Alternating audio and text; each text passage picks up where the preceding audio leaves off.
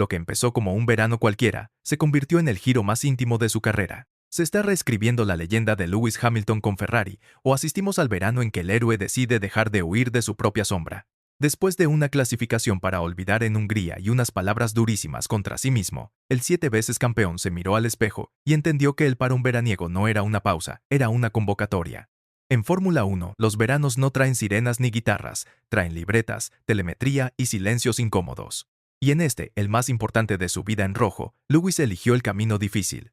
No culpar a nadie, cargar con su propia mochila y volver a la fábrica. Vamos directo. En la primera mitad de la temporada 2025, la escena se transformó. McLaren puso el pie sobre la mesa con un coche sólido, una dupla feroz y una ejecución que a veces pareció quirúrgica. En la pelea por el título, Oscar Piastri y Lando Norris se fueron alternando golpes con un respeto que no le quitó intensidad a la trama. Incluso los viejos del paddock asentían en silencio. Mientras tanto, Ferrari vivió un curso de dientes de sierra. Charles Leclerc logró destellos potentes, poles que sabían a promesa y ritmo de carrera capaz de pelearle a cualquiera. Y Lewis. Lewis transitó entre carreras con chispazos de genialidad y sábados ásperos que dolieron más que cualquier toque. El dato más frío, y quizá el más revelador, es que antes del verano su casillero no tenía podios. Sí, hubo aquella victoria en sprint en China que demostró que el fuego sigue ahí, pero la constancia se quedó atascada en la grava de los sábados. La escena del Hungaroring a finales de julio fue el llamado a la aventura en su versión más cruda. Terminada la clasificación, con Charles en la cima y la grada rugiendo por el contraste, Hamilton pronunció un veredicto contra sí mismo que todavía resuena por los camiones de los equipos. Se llamó inútil. Habló de que deberían cambiar de piloto y dejó claro que no había excusas mecánicas para tapar una vuelta que no salió. En un deporte que a veces se esconde detrás de las palabras, esa sinceridad fue una bofetada de realidad. Y a partir de ahí, todo cobró otro tono. Porque la atención no estaba solo en lo que se veía los domingos. Desde los test de pretemporada, el SF-25 se comportó como ese caballo noble pero nervioso. Rápido cuando se le habla en su idioma. Impredecible si se lo intenta doblar con el acento equivocado. El coche exigía una entrada en curva afilada. Una forma particular de transferir carga y frenar. El margen de maniobra era estrecho. Como caminar por la barandilla del puente de Zandvoort con el viento en contra. Charles, criado en esa escuela de cuchillo fino, encontró el ritmo con más naturalidad. Lewis, habituado a moldear la plataforma bajo él, a sentir un eje delantero que canta antes de morder, se topó con una partitura caprichosa. En palabras del propio Monegasco durante el verano, el monoplaza se ha llevado al límite en ciertas configuraciones y los errores crecieron cuando hubo que vivir en esos extremos. Y uno de los rumores más repetidos en el corralito post-Hungría, empujado por la intriga de George Russell, apuntó a que el Ferrari de Leclerc coqueteó con la altura al asfalto, como un funambulista temerario. Nada probó una irregularidad, pero la conversación subió la temperatura y dejó claro que el límite no perdona dudas. El viaje del héroe en Fórmula 1 no se mide en espadas, se mide en décimas. La llamada fue Hungría. La negativa del héroe, ese impulso natural de poner barreras, se transformó en confesión pública. El mentor no es un viejo con túnica, es un grupo técnico de Maranello y un ingeniero francés, Loïc Serra, que llegó para remodelar el lenguaje del chasis, cambios en la arquitectura de suspensión, nuevas ventanas de trabajo. Otra filosofía aerodinámica con la vista puesta en el gran cambio de 2026. El cruce del umbral ocurrió en el primer día del parón. Teléfono apagado, gimnasio encendido, contrarreloj mental para quitarse el ruido. Y, por primera vez en meses, una consigna clara. No se trata de encajar en Ferrari, se trata de construir un Ferrari que también encaje con él. La segunda parte del curso plantea pruebas sucesivas. Primera prueba. La clasificación. No hay podios sin sábado decente. El coche puede ser rápido a tanque lleno, pero si sales atrás en pistas de adelantamiento complicado, te condenas. Zandvoort, por ejemplo, es una vieja postal de curvas peraltadas y aire salado donde se adelanta con cabeza, con subidón de coraje y con estrategia perfecta. Los equipos que llegan bien de deberes lo saben. La vuelta de sábado es media victoria. En ese tablero, el reto de Lewis es domar el primer sector con confianza y dejar que la parte lenta del trazado sea un aliado y no una trampa. El segundo examen. La arrancada. Demasiadas veces en esta campaña, Ferrari arrancó bien con uno de sus coches y tuvo que improvisar con el otro. La simetría, ese arte que McLaren lleva meses practicando, es la asignatura que en Maranello necesitan aprobar ya. Y luego están los aliados y enemigos que todo héroe reconoce en el camino. Aliados. Un Leclerc con ganas de tirar del equipo, repleto de confianza en una vuelta, y que, pese al roce verbal de Hungría, necesita un Lewis fuerte para convertir los domingos en estrategia de dos vías. Aliados. Una fábrica que con Vasseur a la cabeza dejó atrás la rigidez de antaño y hoy escucha, prueba, corrige. Aliados. Un grupo de mecánicos que en los pit stops volvió a hacer ese ballet de guantes rojos que enciende a la tifosería. Enemigos. Circuitos de baja adherencia que exponen el eje delantero cuando la temperatura cae. Trazados como Monza que castigan si el coche rebota en frenada. Fines de semana de viento cruzado en los que la ventana de trabajo del SF25 se vuelve caprichosa. Enemigos. El pánico escénico de verse en la Q1, esa trampa mental que desordena cualquier vuelta. Enemigos, el recuerdo siempre presente de un Red Bull que puede despertar de golpe y de un Mercedes que, cuando encuentra el equilibrio, se convierte en juez incómodo. Y por encima de todos, un McLaren convertido en martillo, con dos pilotos que ejecutan como si cada curva fuera un examen de ingreso a la gloria. Pero volvamos al héroe. Porque la travesía veraniega de Hamilton no es una historia de quejas. Es una operación de rescate interior. Lo vimos en sus palabras públicas, esas que invitaron a parar, agradecer, abrazar la verdad y el cuidado personal. Quien no conoce el paddock puede confundirlo con misticismo de tarjeta postal. Quienes han vivido dentro saben que hay fines de semana en que te quedas solo con tu voz a las 11 de la noche, escuchando el eco de un "pude hacerlo mejor" que te atraviesa como un rayo. Ese es el momento de elegir. Y Lewis eligió volver a los básicos: entrada limpia, punto de frenada calculado con paciencia. Aceptar que el coche no va a darte todas las sensaciones que tenían sus Mercedes campeones, pero que hay ritmos y el volante se suelta sin miedo a mitad de curva. Hay un detalle técnico que explica media novela. El Ferrari de esta era tiende a premiar al piloto que mete el morro con decisión y vive cómodo con un tren trasero que acompaña sin domar la nariz. Lewis, por biografía deportiva, florece cuando siente un eje delantero plantado que le permite girar y desde ahí jugar con el gas. Si esa sensación no aparece, suelta el acelerador un milisegundo antes y la décima se escurre por el sumidero. En la segunda parte del año, el trabajo conjunto con Serra y con los ingenieros apunta a encontrar esa franja de confianza.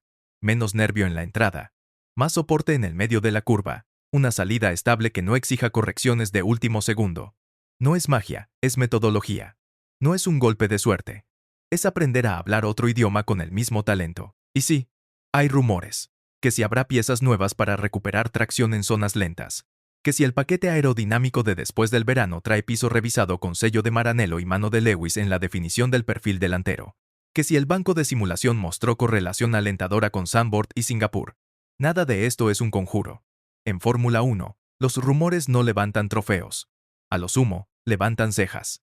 Pero cuando coinciden con el tono del equipo y con el gesto del piloto, sirven para entender la película. Ferrari está disputando el segundo puesto de constructores con Mercedes, y cada punto cuenta como si fuera oro molido. Que Lewis sume, que Charles sostenga, que el muro no se complique, que las paradas sigan siendo cuchilladas de 2 segundos y fracción. Esa es la receta. Nada glamuroso, todo necesario. En ese tablero, el episodio húngaro dejó otra sombra. El cuestionamiento de Russell sobre la altura del Ferrari de Leclerc. En el paddock se discutió con intensidad. La federación hizo sus verificaciones. El resultado se quedó en el terreno de la sospecha sin sanción. ¿Qué nos cuenta eso de la historia? Que el límite está vivo y que Ferrari camina sobre él con un cuidado milimétrico, porque el coche cuando se lo suelta muerde. Para Lewis, ese contexto importa por una razón. El margen de confianza. Si sabe que la base mecánica estará en regla y que el coche no variará de comportamiento por ajustes agresivos, podrá permitirse una vuelta al límite sin pensar en fantasmas. Y aquí entra el humor, que también forma parte del viaje. Porque a veces lo que más necesita un campeón es volver a reírse de sí mismo. Dicen en Maranello que, en una de las sesiones de simulador, después de encadenar un par de vueltas redondas, Lewis soltó una de esas bromas con las que se quita 10 kilos de encima. Al final, la moqueta roja no arregla un Apex mal tomado, ¿verdad? Todos rieron. Y en esa risa se escondía la verdad. No hay marca que te regale medio segundo si tú no lo construyes. A mitad de este guión, te hago una invitación directa. Si disfrutas este análisis cercano, con datos, rumores creíbles, curiosidades y la narrativa del héroe aplicada a la Fórmula 1, suscríbete a Crónicas del Paddock F1. Aquí seguimos cada paso del camino, del box al podio, de la radio agitada al mensaje sereno del lunes, con pasión y con respeto por quienes se suben al coche y por quienes lo construyen tornillo a tornillo. Sigamos. El acercamiento a la cueva de nuestro héroe tiene nombre y apellido. El regreso de las carreras en la costa del Mar del Norte y, después, una secuencia de circuitos que exigen mundos distintos. Zandvoort demanda precisión y coraje. Monza exige baja carga y frenadas que parten la tarde. Singapur convierte la noche en un examen de paciencia y clima. En ese abanico, Ferrari suele encontrar velocidad en recta y equilibrio en media velocidad. La tarea es abrir la ventana de trabajo para que no solo Charles baile al ritmo, sino que Lewis también sienta música. Y cuando los dos bailan, el muro puede plantear estrategia de pinza, esa que tanto le costó a Ferrari durante algunos años y que hoy, con un equipo más afinado, vuelve a ser posible. El calvario en este viaje ya ocurrió. Fue la combinación de sábados ásperos, de radios con voz herida, de esa sensación de que todo se escapa por entre los dedos. La recompensa no es un trofeo inmediato, es una brújula nueva. Lo dijo él, entre líneas, en su reflexión de verano. Enfocarse en la verdad, en el cuidado, en el trabajo cercano con el grupo técnico que debe preparar el coche del próximo año, y sobre todo, el del cambio grande de 2026. Porque, aunque el mundo lo olvide a conveniencia, este deporte vive en ciclos, y el piloto que siembra cuando no hay reflectores suele cosechar cuando los focos ciegos vuelven a encenderse. Mientras tanto, el campeonato no espera. McLaren continúa firme, Mercedes acecha. Red Bull busca su segunda respiración. Aston Martin pelea fines de semana sí y fines de semana no. Alpine y Williams protagonizan pequeños milagros y el caos se desata. En ese ecosistema, cada punto que Lewis ponga sobre la mesa ayudarán a Ferrari a asegurar esa segunda plaza y sobre todo, a recuperar una verdad que parecía olvidada. La escudería más grande de la historia se reconstruye cuando los sábados dejan de ser una lotería y los domingos se convierten en matemática aplicada. Y cuando Hamilton logra un sábado limpio, el domingo suele parecerse a lo que recordamos de sus mejores años. Gestión pulcra, adelantamientos con bisturí y una radio en la que se escucha a un general, no a un náufrago. Hay curiosidades que ayudan a entender el cuadro. En los circuitos de alta energía lateral, el SF25 tiende a agradecer una conducción que no clave la delantera en el primer contacto con el volante. En términos simples, menos dientes en el primer mordisco, más masticar constante de mitad de curva a salida. Charles lo hace porque creció con esa música. Lewis lo aprendió con una orquesta distinta. Su adaptación no es cuestión de voluntad, es de memoria motora. En la pausa, el trabajo consistió en recalibrar esa memoria sin renunciar a sus virtudes. El cuidado de neumáticos, la lectura de carrera, la limpieza para defender sin drama y atacar sin ruido. Ese combo, si aparece, hará que el relato del verano se cierre con una palabra dulce. Reconciliación. Y sí, volvamos a Hungría. Porque esa dureza contra sí mismo también funcionó como mensaje de vestidor. En Ferrari, los reveses del pasado se magnificaban por el ruido externo. Esta vez, el ruido vino de dentro. Y fue inmediato. Y tuvo una virtud. Evitó el juego de culpas. No hubo dedos señalando al muro. No hubo ojos buscando al estratega de turno. Hubo un piloto que asumió su parte y un equipo que, lejos de esconderse, enseñó el plan. El detalle, ya se sabe, siempre es puente. Nuevas piezas, correcciones de altura. Un paquete de clasificación pensado para meter temperatura en la ventana exacta. Si la correlación se mantiene, veremos a un Hamilton más suelto, sin ese milisegundo de duda que a esta categoría le basta para convertirte en espectador de tu propia carrera. En términos de narrativa, nos acercamos al regreso con el elixir. El Lewis que saldrá del verano no va a prometer imposibles. No dirá que ganará cada carrera. No lo necesita. Lo que sí promete, al menos por cómo se ha movido este mes, es una versión más honesta y más práctica. Menos expectativa de magia. Más obsesión por las décimas acumuladas. Menos necesidad de demostrarle algo al mundo, más ganas de demostrarse a sí mismo que todavía puede corregir su destino. Y una última llave. El trabajo codo a codo con Loic Serra para poner en el coche del próximo año 2 o 3 virtudes que hoy echa de menos, con la vista adelantada al cambio reglamentario que redefinirá cómo se siente un Fórmula 1. Si hay un piloto que sabe leer los ciclos, es él. Cierro con una imagen. Imagina a Lewis en el garaje de Maranello al caer la tarde, casco en la mano, los monos de trabajo colgando, el olor a combustible diluyéndose. Afuera, el verano todavía golpea con luz naranja, pero adentro se escucha otra música. La del teclado que procesa datos. La del mecánico que ajusta una manguera. La del silencio del piloto que repasa mentalmente una vuelta perfecta. No hay flashes. No hay discursos. Hay oficio. Si de eso va el verano más importante de su vida en rojo, quizá la historia nos esté preparando un cierre a la altura.